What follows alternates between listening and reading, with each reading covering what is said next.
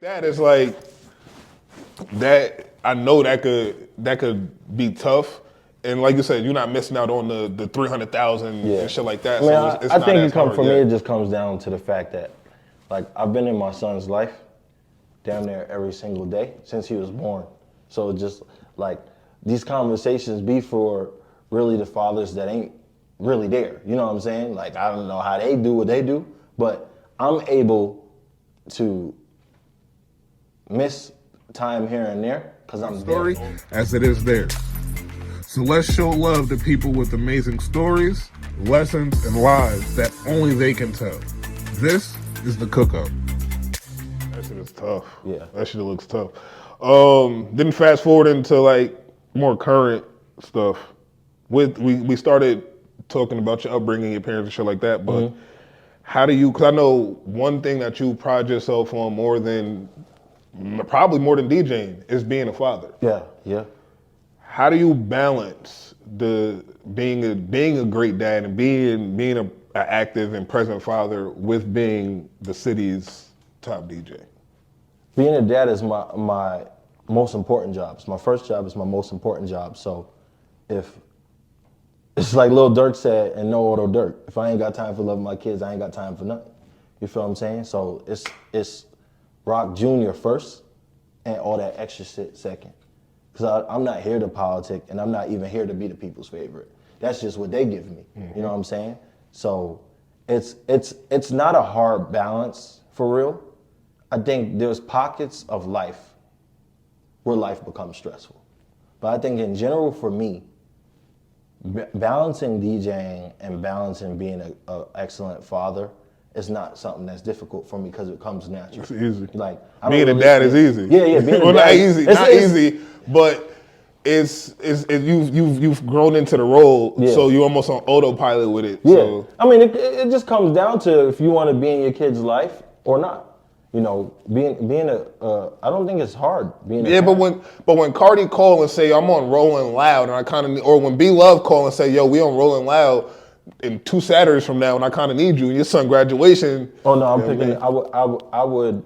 It's tough. Pick the graduation over the show, because the show is a face card. You know, half of the time, the amount of money that people think you're making because they see from you next to doing these people. Music industry shit is never the amount they think. So I wasn't gonna get into the money, but let's talk about it.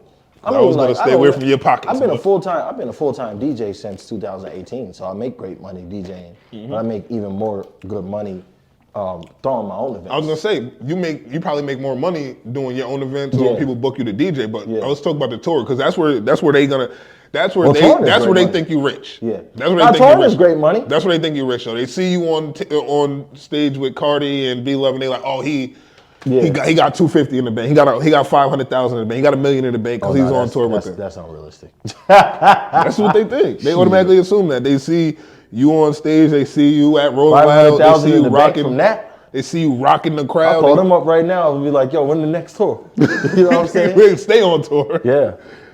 That's really how they view it. But that's important though, because like I don't got kids, but I know balancing being a active dad and being in your craft, like just being good at what you do. It's easy to fucking probably be a dad and work at McDonald's. I got all the time in the world. I got to put in 8 hours at work.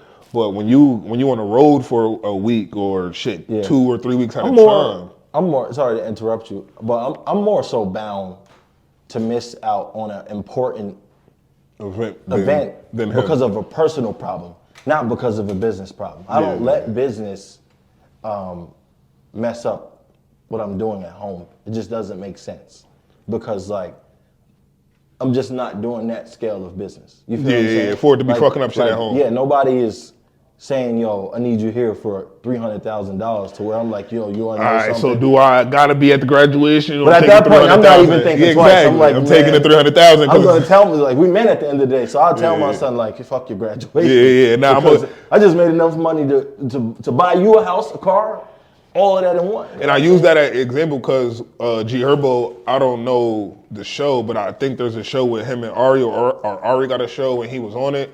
But like he missed his son graduation. I don't know if he had a show or something like that. but he missed his graduation, and you know she was on him about it, like yo, you know you missed our son graduation, and he was apologizing, but it's like that's where I could see the issue coming in that balance of. Especially, you know, depending on who your BM is, and we're not gonna get into all of that, but like depending on how your relationship there and then holding it down, being able to hold it down and shit like that, it's like that I know that could be tough. And like you said, you're not missing out on the 300,000 and shit like that. I mean, I think it comes for me. It just comes down to the fact that, like, I've been in my son's life, damn near every single day since he was born. So just like.